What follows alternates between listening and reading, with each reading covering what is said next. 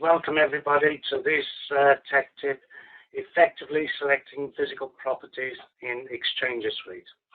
My name is Dave Evans. I'm the Manager of Technical Support at HDRI. I've spent some 7 years at HDRI, 6 of which are in technical support and 1 year in software development. I spent about 22 years in a previous company in similar roles, and a further 9 years before that working for a contracting and manufacturing company. If you have any support inquiries, and that includes inquiries about this presentation after you've finished, then please direct them to support@hdri.net rather than directing them to me, because if I'm out of the office, I'm afraid no one else will see them. Webinar goals. The whole purpose of this webinar is to make physical properties, to help you to make physical property decisions in Xchanger Suite. In order to do that, we're going to discuss the importance of good properties and heat release data. We're going to describe how you would obtain better properties, try and identify where to get the properties from and by what method, and also identify where to get help. There is one thing here that we ought to say, is that HDRI staff are not experts in physical properties. Therefore, we suggest that you try to request assistance from your own customers, process departments, or expertise elsewhere. We can help, but it is only based on feedback from industry. Okay, so what items do you need to consider for accurate properties?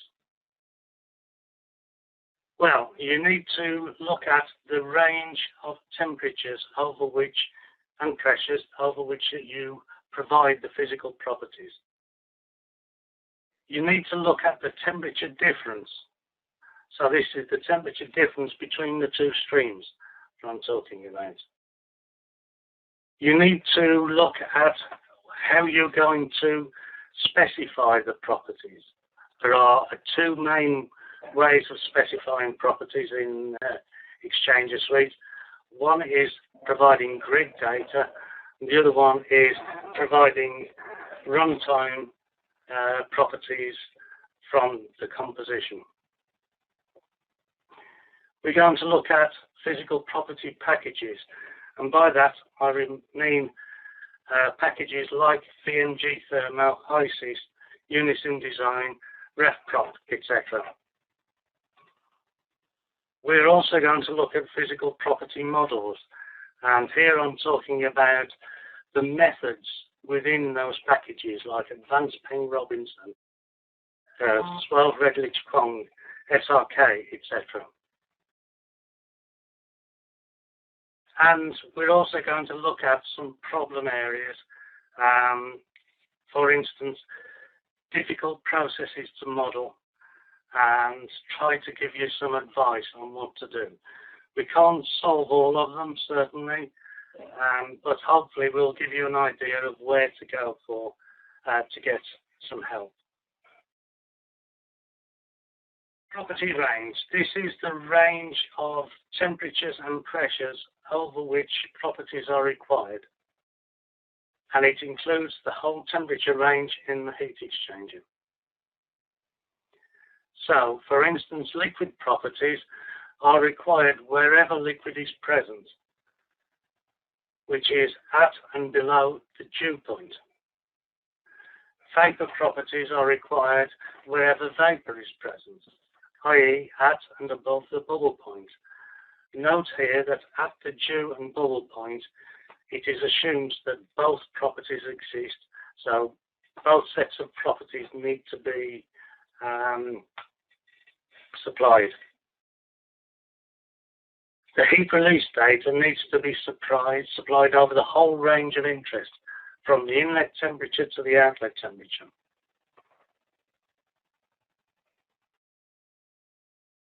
The dew and bubble point must also be provided if they are within the range of interest within the heat exchanger. The program will use the dew point as the highest. It will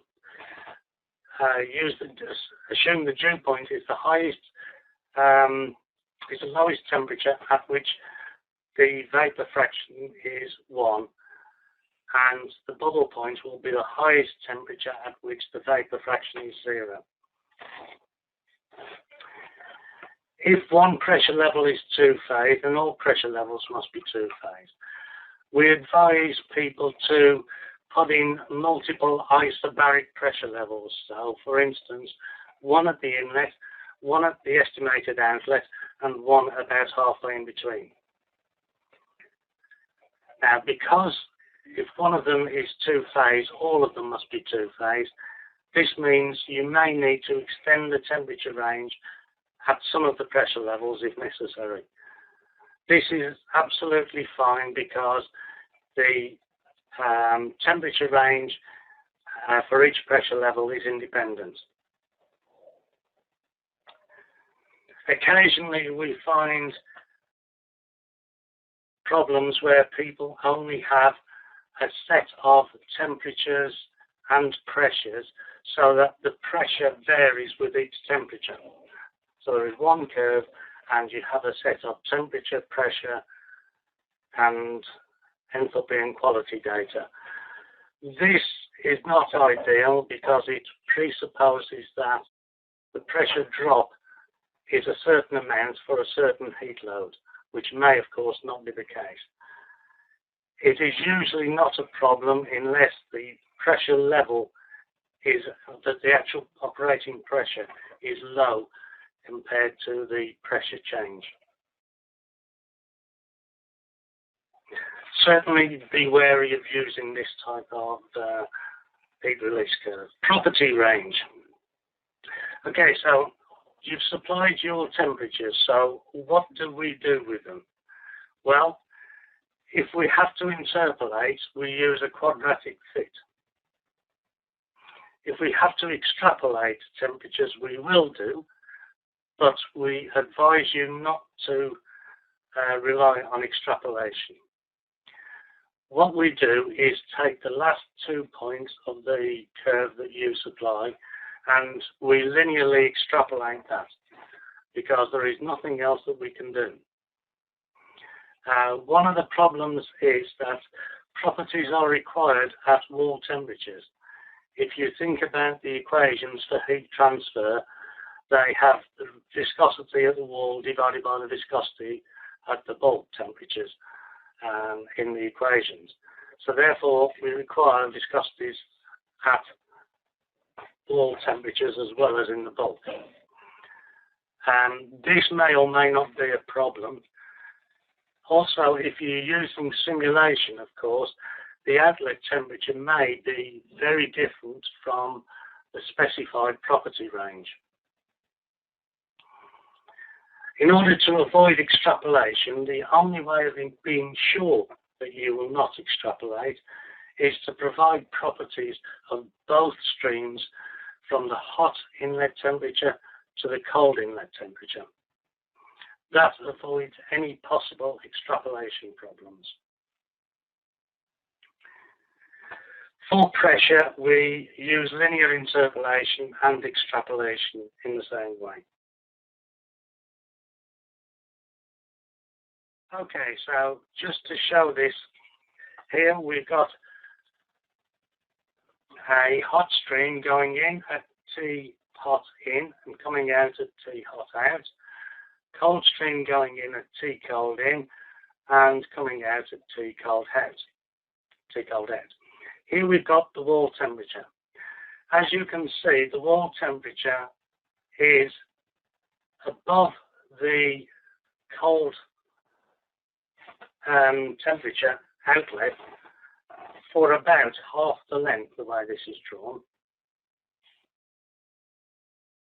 Okay, so that can show you that we would have to do, if we only supply the properties to this point, we would have to do quite a significant amount of extrapolation.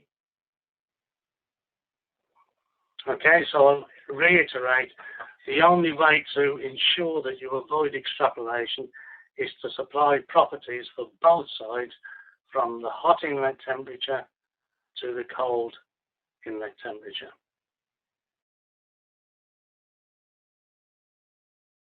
Temperature difference. I'm sure many people can remember the equation for calculating temperature difference. It's the greater temperature difference minus the smaller temperature difference divided by natural log of the greater temperature difference divided by the smaller temperature difference. Okay, so this gives you the classical Kern or TEMA log mean temperature difference. However, many people don't realise that this is an analytical solution to the temperature difference problem based only on the terminal conditions. If you think about it, you have only 4 temperatures: the inlet and the outlet for the hot stream, and the inlet and outlet for the cold stream. So therefore, because it is only based on those terminal differences, it can only assume constant heat release curve, constant specific, straight line heat release curve, constant coefficients, constant specific heats, and pure counter or co-current flow. These are rarely true in real life. The other way of calculating the temperature difference is to carry out a true integration between the heat release curves. In order to do this, you divide the curves into what we call the zones. You define these zones so that each particular zone can be represented easily by straight lines between the endpoints of each individual zone. This means, for instance, that a zone boundary must be specified where there is a sharp change in gradient of the heat release curve. For instance, a dual bubble point. This method is used in many heat transfer programs, and it gives a true indication of the mean temperature difference, very often called the effective mean temperature difference.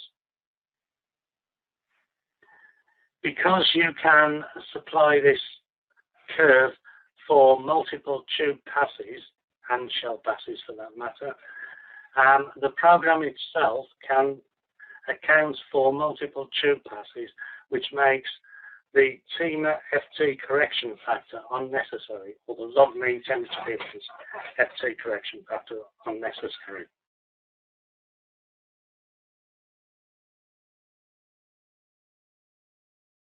Okay, so again, diagrammatically, here we have the 4 terminal points, the inlet and outlet temperatures of the hot and cold stream.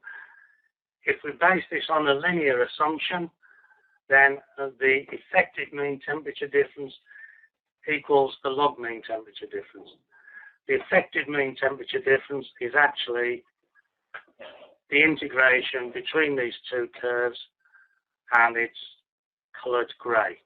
It's shaded in on this diagram. So that's effectively going to be the log mean temperature difference.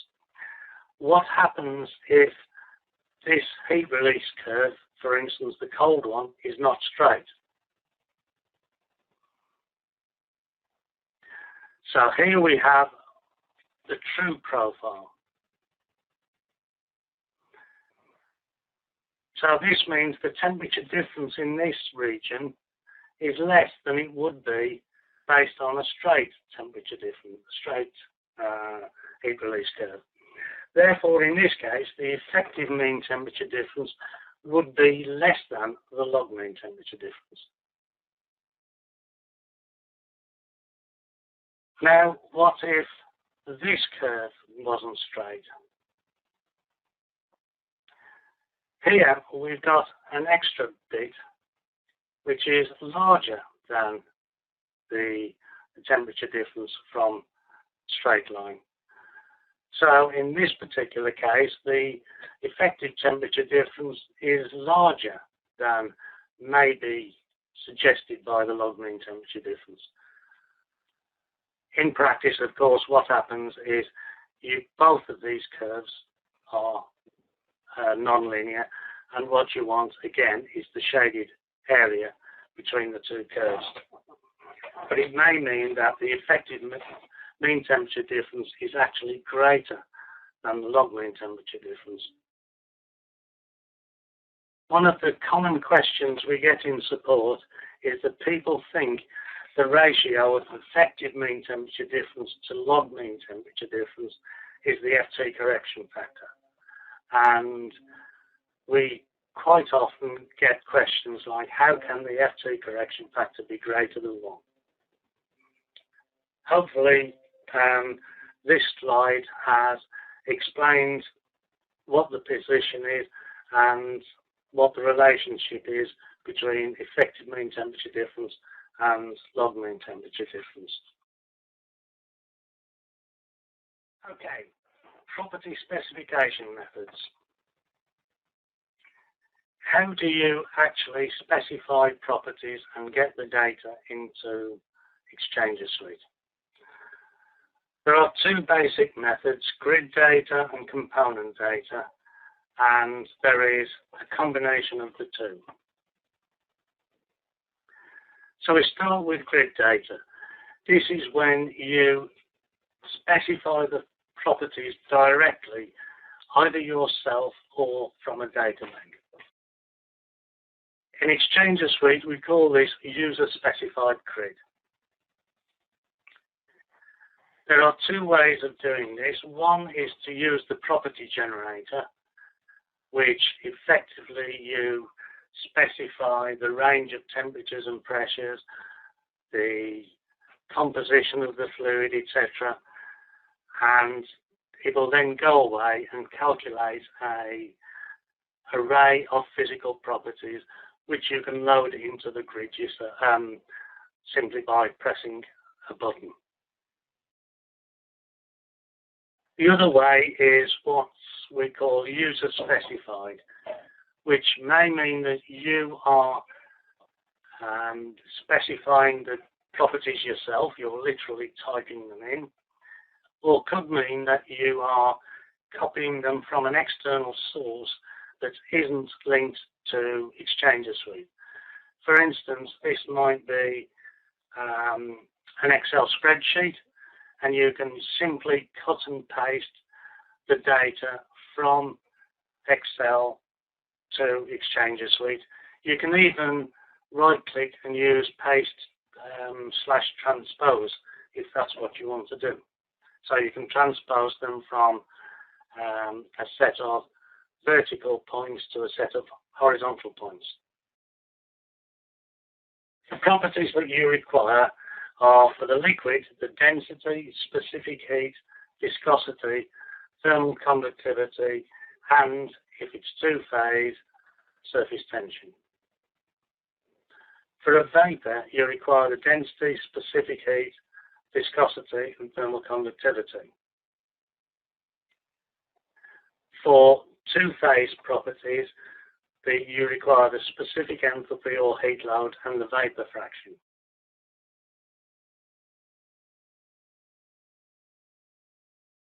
The next method is component data, where you specify the composition. In Xchanger Suite, this is called program calculated data. Usually the data comes from a data bank, and it is generated as the program is running, so it is not available for you to see in advance. You can only see the data that was used afterwards by looking at the property monitor.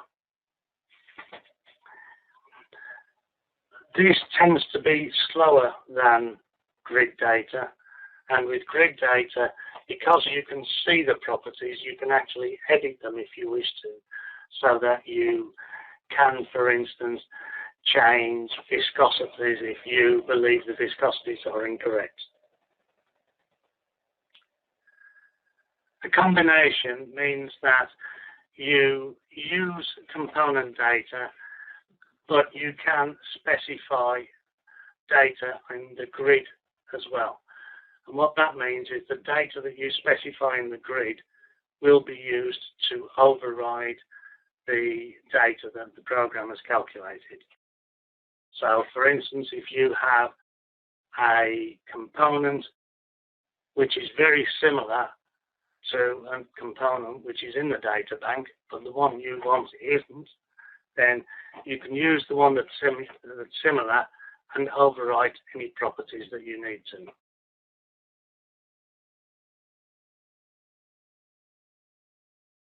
Okay, so what we're going to do now is look at property packages and models. I'm going to try to be very specific in my choice of words in this webinar.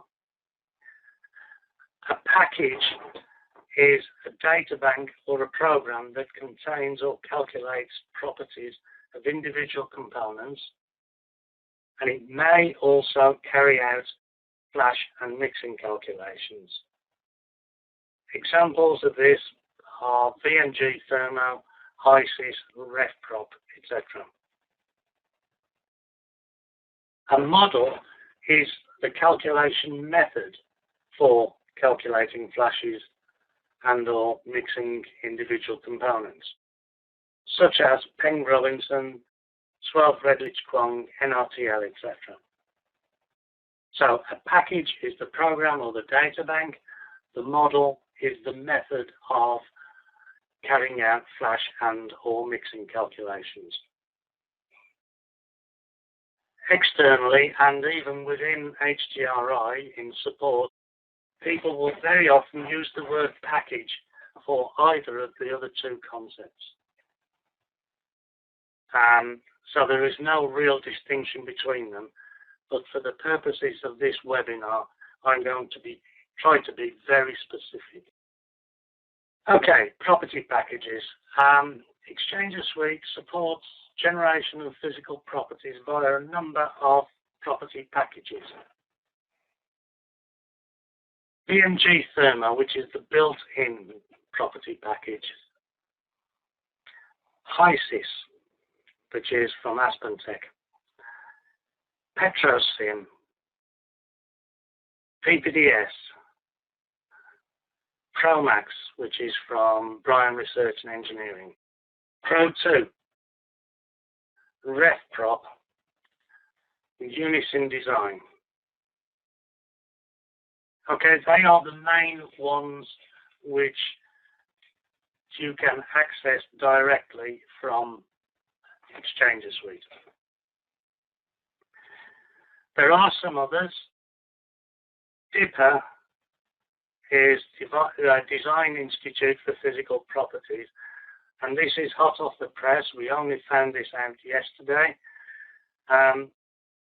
If you have DIPA prior to 2011 version, it will work with Xchanger Suite. If you buy a version of DIPA since then, it will not, because they have stopped producing the file that we read. It should only be used for moderate pressures. The HDRI data bank, again, that's provided, but it is now really only used for legacy purposes. So it's only used, for instance, to mimic what an old version of the program did. Both of those, HDRI and DIPA, can only be used for runtime, because they can't be used in grid data, because the grid data method requires the package itself to do the flash calculations and mixing rules, whereas DIPA and HDRI data banks are pure component data banks. There is the full VMG Thermo package, which contains more physical property models than the built-in version. So you can actually license this from Virtual Materials Group, and it will work with Xchanger Suite if it's installed on the same PC. Finally, there is Cape Open, which is a means of linking packages together, so that, for instance, you might have Xchanger Suite and Aspen Plus on the same PC, and you can specify to use Cape Open on both programs, and it will talk to each other. It has to be said that all of these methods require both the process simulator or database, the package, and Xchanger Suite to be installed and licensed on the same PC. You can't, for instance, have Xchanger Suite running locally on your PC and HiSys, for instance, running on a server on another computer. That will not work. Property models. Okay, so here, remember, we are talking about the methods, the calculation methods. There are many different methods. Some examples are Peng-Robinson, Swale-Redlich-Kwong, NRTL, which is non-random two-liquid phase, Klaus, Kalina, and many, many others. In different packages, they are known by different names. They're usually similar, but it's a different variation on the name. Now, I can hear you all thinking, which one do we use? Well, unfortunately, the best choice depends on the process, in other words, what you're trying to model, and the package that you are using to model it. For instance, HiSys, Unison Design, and Petrosim all have a modified version of Peng-Robinson, which is aimed at modeling hydrocarbons well. So it's an enhanced version of Peng-Robinson. Aspen Plus has an enhanced version of SRK. So, as a general rule, if you're using VMG HiSys based, you would use Peng-Robinson, particularly if it's for hydrocarbons, and SRK if you're using Aspen Plus. A word of warning here, HiSys and Unison Design, which is the Honeywell version of HiSys, have two thermal methods. There is the basic method within the program, and there is a COM method, COM thermo for HiSys and Unison Design thermo for Unison Design. Now, these COM methods are the very base method, so that is base Peng-Robinson.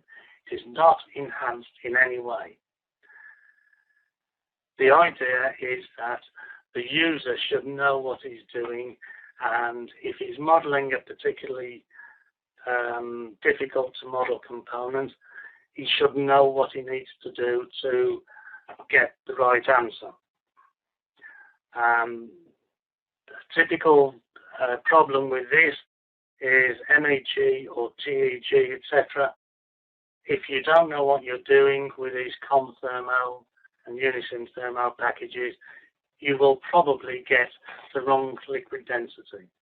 Instead of about 1100, it will be about 400 or 500 kilograms per cubic meter. So be warned.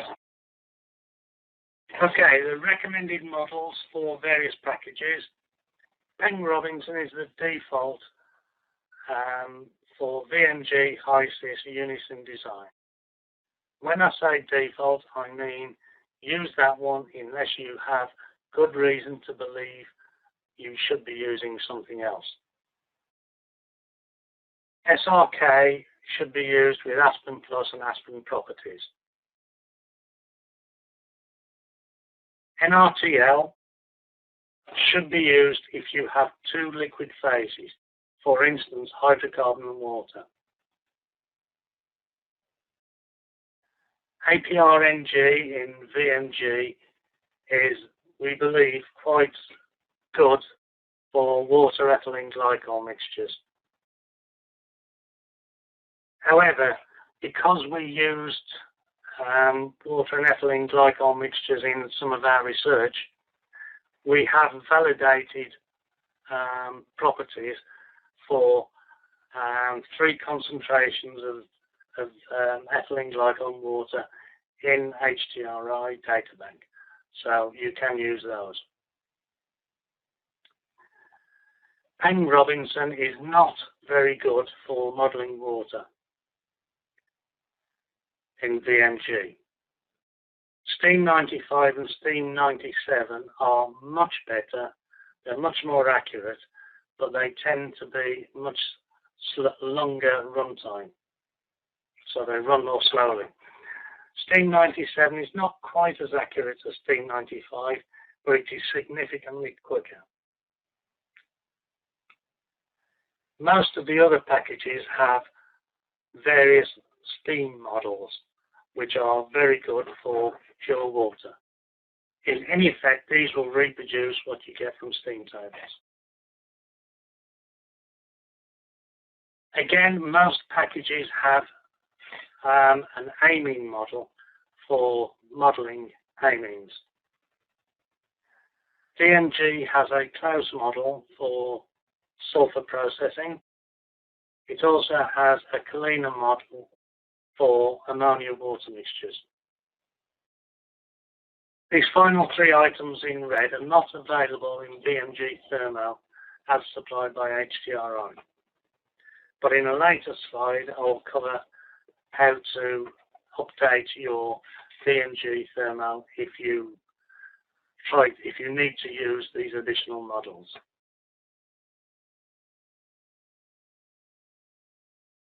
So, where do you get help from? Well, you can get help in, certainly on a VMG Thermo, from within Xchanger Suite.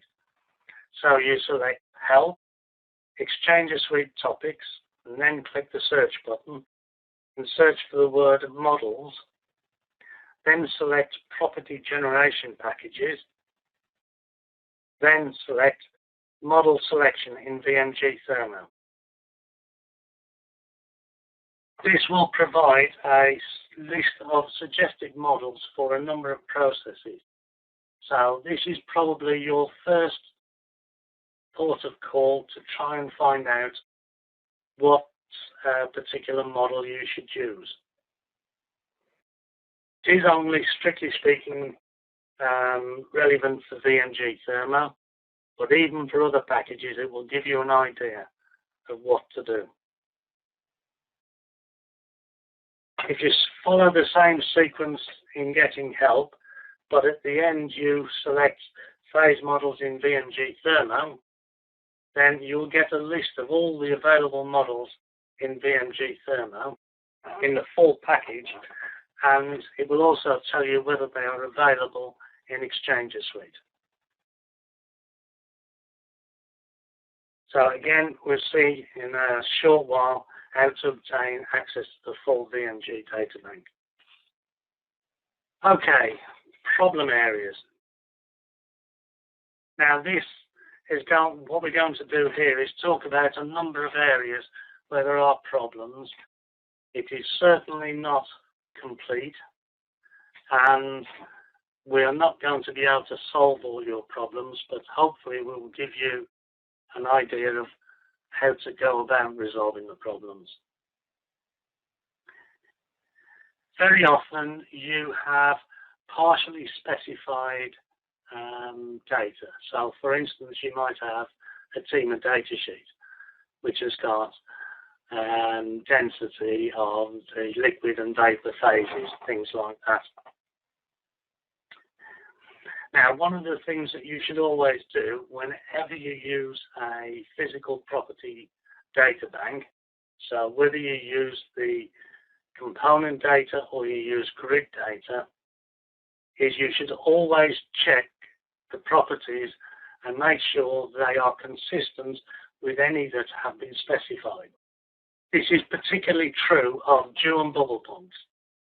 Look at them, make sure they are what you expect, because dew and bubble points, any discrepancy can affect the temperature difference, and therefore it's a direct proportionality to the performance of the unit. If you have different values compared to what you're expecting, try a different property model. It may be a bit of a nuisance having to try different property models, but it's only a few clicks and rerunning. One particular problem that we sometimes see is critical pressure.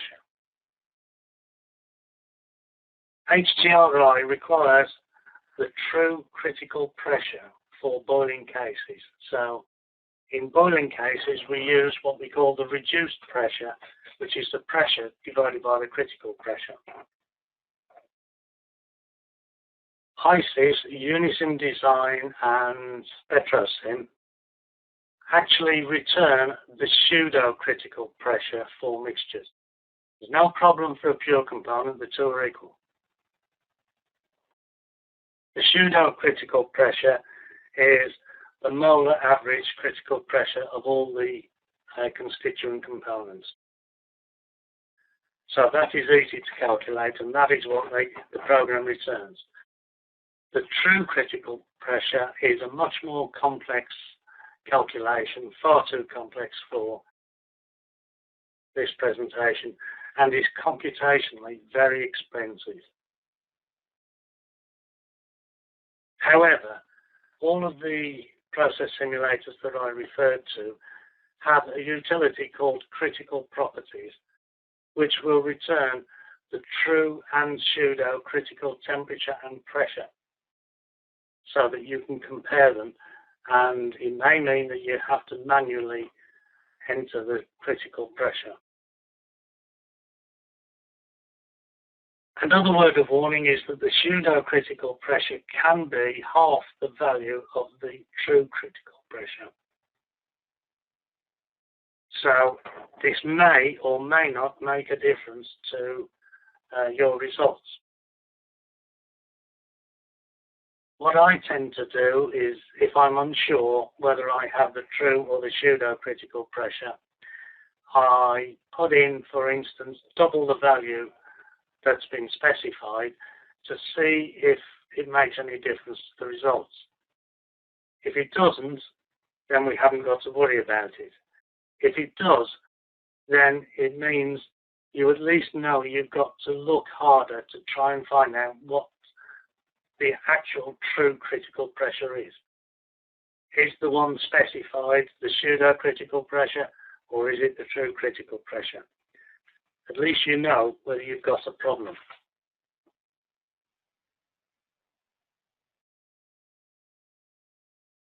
Two liquid phases, for instance, hydrocarbon and water. Use NRTL, non-random two-liquid phase. Check the properties, particularly viscosity. If the fluid, the two phases forms an emulsion, the viscosity of the emulsion is higher than either of the single liquid phases. Another thing to think about is, if you are condensing, the initial condensate may first be a pure liquid. For instance, it might be water that condenses first, or it could be a mixed liquid, depending on the miscibility of the two liquid phases. But it certainly won't have the composition of the stream as a whole. The liquid at first will be much richer in either the hydrocarbon or the water phase.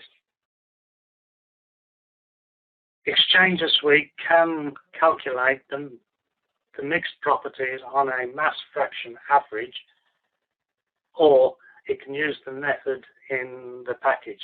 This is new to version 7.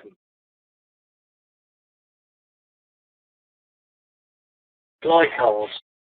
The HDRI data bank has validated data for a mixture of ethylene glycol and water at 40%, 50% and 70% glycol.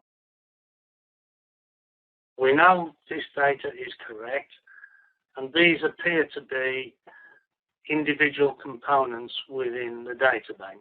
So if you look for glycol, you will find ethylene glycol as a pure component. You will find these glycol water mixtures.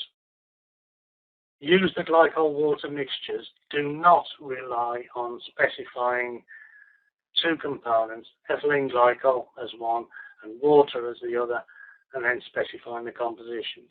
This will not give you the right answer. With VMG, you can use APRNG, Advanced Payne-Robinson for natural gas. We believe that gives reasonable answers for glycol water. Another common problem is reactions. Now, if you have a reaction in your heat exchanger, then that can be exothermic or endothermic, and it can be very difficult to model. If you artificially change the specific heat so that you are matching the change in the heat release curve, then it's going to change the coefficient, because the Nusselt number, which is the coefficient times the tube diameter divided by the thermal conductivity, is a function of the Prandtl number. The Prandtl number is, of course, a function of the specific heat. So by doing this, you will change the coefficient. This may be acceptable if the heat of reaction is not too large, or the coefficient is much larger than the other stream. Okay, so if the other stream is controlling, it may be an acceptable method. One of the problems with water is that people will very often want to model a mixture of something in water. For instance, sodium hydroxide. And they might try to choose the properties of sodium hydroxide and water and simply have the two components in the right mixture. Unfortunately, this doesn't work. For instance, sodium hydroxide is actually a solid. Ammonia and water, again, is very ionic, so the mixing rules don't work unless you use specialized mixing rules or specialized model. So for ammonia water, if you have the additional license from VMG, you can use Kalina method.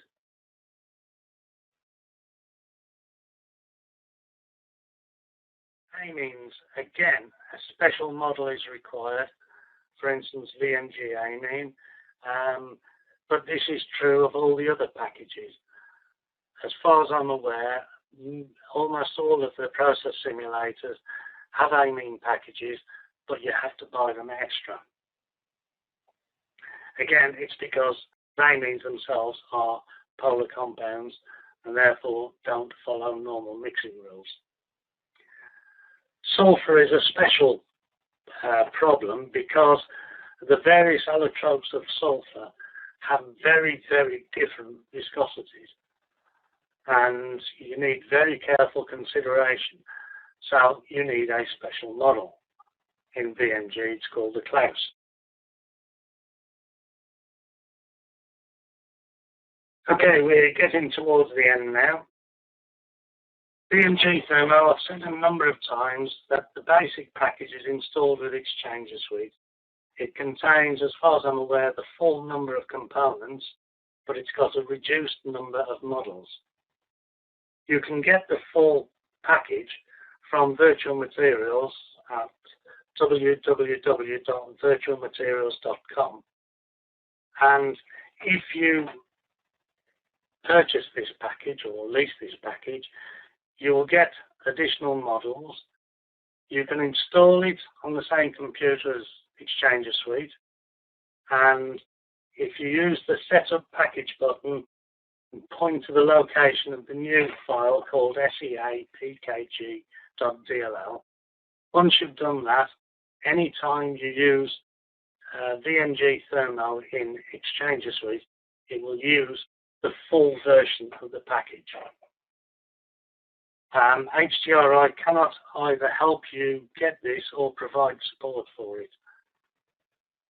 Okay, recommendations for obtaining help.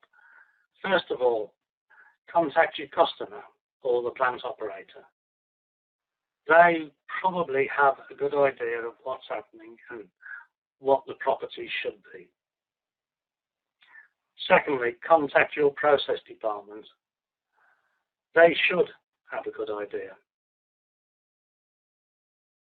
Thirdly, contact physical properties experts. Go to a university and see if they have any properties experts. Yes, it will cost you money, but it is probably cheaper than rebuilding a heat exchanger that doesn't work. Other sources, for instance, have you got similar equipment in operation that's using, so you've got experience of that type of equipment? What properties were used in that case?